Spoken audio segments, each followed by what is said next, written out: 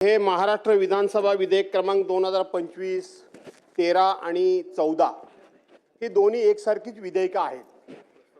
त्याच्यामध्ये दोन्ही प्रस्तावावर एकत्रितपणे चर्चा करता येत नाही, म्हणून मी दोन्ही विषय एकत्र मांडतो। पुढच्या वेळेला बोलण्याची आवश्यकता नाही दादा। या विषयात बोलण्यासारखं काहीच नाही अध्यक्ष महोदय।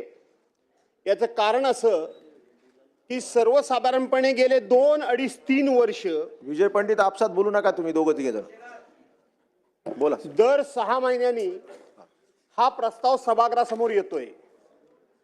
आपल्याकडे स्थानिक स्वराज्य संस्था असतील, नगरपालिका असतील, नगरपंचायती असतील, महानगरपालिका असतील, ग्रामपंचायती असतील, जिल्हा परिषद असतील, पंचायत समिती असतील, या ठिकाणी जे रिझर्व्ह कॅटेगरी मधले जे उमेदवार उभे राहतात त्या उमेदवारांना निवडून आल्यापासून 6 महिन्याच्या आतमध्ये त्यांनी त्यांचं व्हॅलिडिटी सर्टिफिकेट त्या ठिकाणी जमा केलं पाहिजे किंवा व्हॅलिडिटी सर्टिफिकेट त्या ठिकाणी दिलं पाहिजे।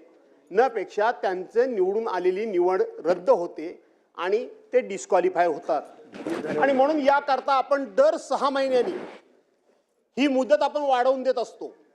कशा करता? तर व्हॅलिडिटी सर्टिफिकेट आपण 6 महिन्यामध्ये देऊ शकत नाही।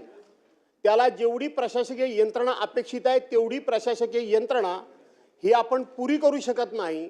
आणि म्हणून ज्याला कोणाला सर्टिफिकेट मिळण्याचा जो कोणी लाभार्थी आहे किंवा ज्याचा हक्क आहे त्याला प्रशासकीय यंत्रणेमुळे उशीर होतो, म्हणून त्याला आपण सातत्याने ही मुदत वाढवून देतो। ही मुदत दादा गेले अनेक वर्ष आपण वाढवतोय।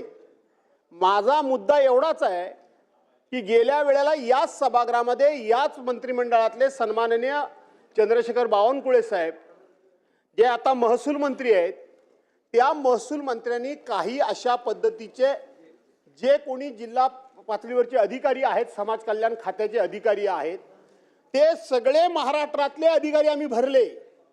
आणि आता याच्या पुढं अशा प्रकारची व्हॅलिडिटी सर्टिफिकेट मिळण्याला कोणत्याही प्रकारचा उशीर होणार नाही या सभागृहामध्ये त्यांनी सांगितलं।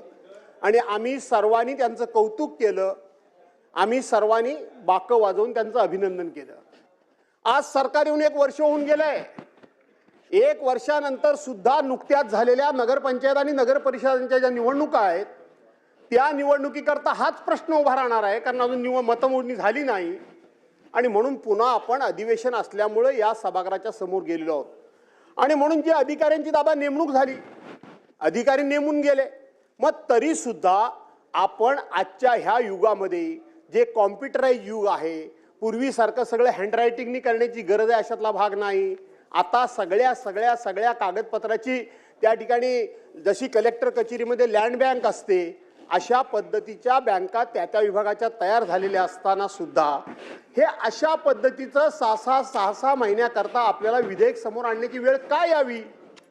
आणि म्हणून ही जी काही नेमणूक झाली अधिकाऱ्यांची, त्या अधिकाऱ्यांची नेमणूक होण्यापूर्वी महाराष्ट्राची अवस्था काय होती ही व्हॅलिडिटी सर्टिफिकेट मिळण्यासंदर्भात, मग कोणाला नोकरीला असेल, विद्यार्थ्यांना शाळेमध्ये प्रवेश घेण्याकरता असेल, कोणाला अशा पद्धतीने निवडणूक लढण्याकरता असेल, किंवा काही लोक हे व्हॅलिडिटी सर्टिफिकेटमध्ये त्या कास्टमधले त्या कॅटेगरीमध्ये असल्यामुळे घेऊन ठेवतात, ते असतील जे कोणी असतील ते।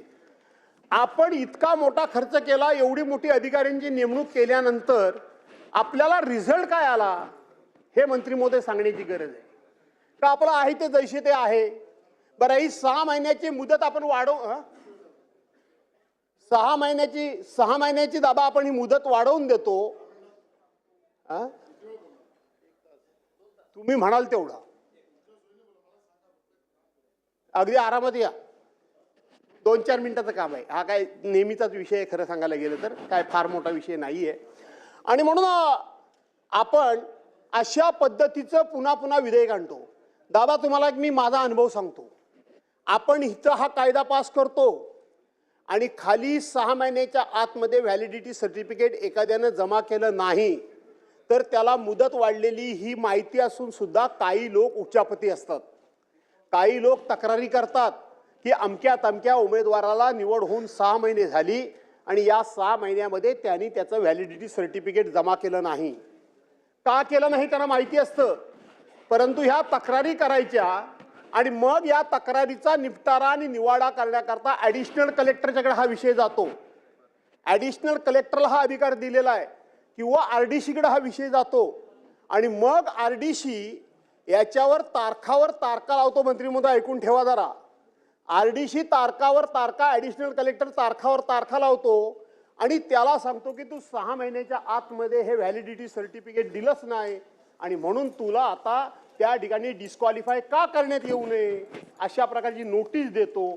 त्याला तिथं जावं लागतं, त्याला उत्तर देऊन चालत नाही, त्याला वकील करावा लागतो आणि त्या अधिकाऱ्याकडे सकाळ संध्याकाळ खेपा घालाव्या लागतात. माझी विनंती आहे की आज हा कायदा पास होणार आहे. हा कायदा पास होताना मंत्री महोदयांनी एक महाराष्ट्राला दिलासा दिला पाहिजे की हा कायदा पास झाल्यानंतर संपूर्ण सगळ्या जिल्हाधिकारी कार्यालयामध्ये समाज कल्याण अधिकाऱ्यांच्याकडं ह्या कायद्याची प्रत पाठवा आणि त्यांना स्पष्टपणे सांगा की 6 महिन्याच्या आतमध्ये कुणी तक्रार केली तर संबंधित ज्याच्या विरोधात तक्रार आहे त्यांनी पुरावे दाखल करण्यापेक्षा त्यांनी मी कसा डिस्क्वालिफाय होणार नाही, मी कसा नियमामध्ये आहे, मी कायद्याचं कसं उल्लंघन केलेलं नाही, हे सर्टिफिकेट सबमिट करण्याकरता म्हणून कशी मुदत वाढवून दिलेली आहे याचा कायदा महाराष्ट्राच्या विधानमंडळामध्ये झालेला आहे आणि त्याची प्रत ही संबंधित अधिकाऱ्याकडे असली पाहिजे. कशाकरता त्या माणसाने खेपा घालायच्या, कशाकरता त्या माणसाने वकील द्यायचं? जर अधिकाऱ्यांना माहितीच आहे की सरकारनं कायदा करून याची मुदत 6 महिन्याकरता वाढवलेली आहे, पुन्हा 6 महिन्याकरता वाढवलेली आहे, हे अधिकाऱ्यांना माहिती असतं तरी सुद्धा कुणीतरी खोटी तक्रार करायची, उचापती करायच्या आणि त्या माणसानं मी नियमाचा भंग कसा केला नाही, मी नियमबाह्य कसा वागलो नाही, माझा अधिकार कसा शाबूत आहे हे सिद्ध करण्याला लावण्यापेक्षा आज हे सभागृहामध्ये तुम्ही घोषित करा की सरकारनं जितके दिवस मुदत वाढेल तेवढ्या पद्धतीमध्ये कोणाच्याही विरोधात तक्रारी अर्ज खोटा आला तर त्याने पुरावे देण्यापेक्षा शासकीय अधिकाऱ्यांनीच ते पुढे समोर ठेवावेत. तू अमुक अमुक तारखेला निवडून आलास आणि सरकारनं इतके महिन्यापर्यंत ह्याची मुदत व्हॅलिडिटी सर्टिफिकेट देण्याची मुदत वाढवलेली आहे. त्यामुळं संबंधित माणसाचा त्रास वाचेल, त्याची डोकेदुखी वाचेल, त्याचा खर्च वाचेल आणि समोरचा माणूस सुद्धा सकाळ संध्याकाळ त्या ठिकाणी तक्रारी करून विरोधाला विरोध म्हणून संपूर्ण प्रशासकीय यंत्रणा वेठीस धरण्याचं सोडून देईल. कारण त्याला माहिती असतं वेठीस धरतात आणि म्हणून याला पाठिंबा तर आहेच, तो द्यावाच लागणार आहे. ती गरज सगळ्यांचीच आहे आणि ऑलरेडी त्याचा ऑर्डिनन्स निघालेलाच आहे. त्यामुळं वेगळं काय नाही, परंतु खोट्या तक्रारी करून त्रास ज्यांना होतो त्यांना त्रास होऊ नये याकरता सरकारनं अतिशय सुटसुटीत आणि सोपी पद्धती राबवावी आणि या लोकांना संरक्षण द्यावं. व्हॅलिडिटी सर्टिफिकेट ज्यांना आवश्यकता आहे त्यांना संरक्षण द्यावं, एवढंच या बिलाच्या माध्यमातून माझी सूचना आहे. अध्यक्ष महोदय, माननीय ज्येष्ठ सदस्य भास्करराव जाधव साहेबांनी जी सन्माननीय रत्नाकर गुटे बोला. ज्या सूचना, एक मिनिट मंत्री महोदय, त्यांना बोलायचे. बोला. नाही नाही, पॉइंट ऑफ इन्फॉर्मेशन बिलावर बोलणार आहेत का आपण? बिलवर नाही. नाही मग थांबा थोडं, होऊ द्या, बिल होऊ द्या. सन्माननीय सदस्य भास्करराव जाधव साहेबांनी ज्या सूचना केलेल्या आहेत त्या संबंधीच्या अध्यक्ष महोदय सगळ्या सूचना संबंधित अधिकाऱ्यांना दिल्या जातील आणि आदरणीय जाधव साहेबांना 6 महिन्याची मुदत वाढवण्यासाठी विषय निवडणुकीचा फॉर्म भरताना जात प्रमाणपत्र आणि पडताळणी प्रमाणपत्र देण्याचा कायदा आहे. आता निवडणुका आता लगेच लागत आहेत. निवडणुका लागल्या आपल्याला व्हॅलिडिटी सर्टिफिकेट देणं अनेक उमेदवारांना शक्य नाही, म्हणून आपण 6 महिन्याची मुदत आपण त्याला देतोय. हा एक खूप संक्षिप्त असा विषय आहे. याचा ऑर्डिनन्स ऑलरेडी निघालेला आहे आणि त्याचं कायद्यात रूपांतर करण्याची आवश्यकता आहे. माझी विनंती आहे की सभागृहातल्या सगळ्या सदस्यांना याची अडचणही माहिती आहे आणि या संदर्भात खूपदा सभागृहात चर्चा झालेली आहे, परंतु सातत्यानं ज्या आवश्यक असणाऱ्या सगळ्या उपाययोजना या ठिकाणी शासनाने केलेल्या आहेत, अधिकाऱ्यांच्या नेमणुका केलेल्या आहेत, तरीसुद्धा खूप मोठ्या संख्येनं या पडताळणीचे फॉर्म येतात, त्यामुळं खूप मोठा लोड या ठिकाणी आहे.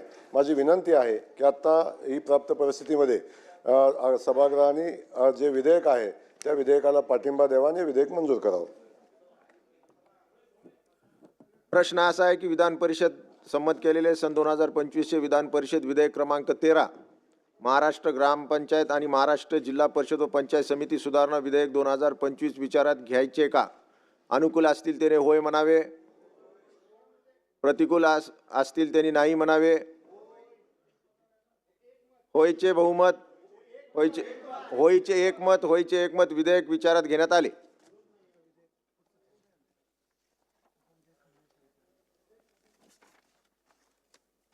आता विधेयक खंडशः विचारात घेण्यात येईल. खंड 2 ते खंड 7, खंड 1 संपूर्ण शीर्षक आणि हेतुवाक्य हे विधेयकाचे भाग समजण्यात यावे. अनुकूल असतील त्यांनी होय म्हणावे. प्रतिकूल असतील त्यांनी नाही म्हणावे. होयचे एकमत खंड 2 ते 7, खंड 1 संपूर्ण शीर्षक आणि हेतुवाक्य विधेयकाचे भाग झाले. मंत्री महोदय. अध्यक्ष महोदय, विधान परिषदेने संमत केलेले सन 2025चे विधान परिषद विधेयक 13 महाराष्ट्र ग्रामपंचायत आणि महाराष्ट्र जिल्हा परिषद पंचायत समिती सुधारणा विधेयक 2025 संमत करण्यात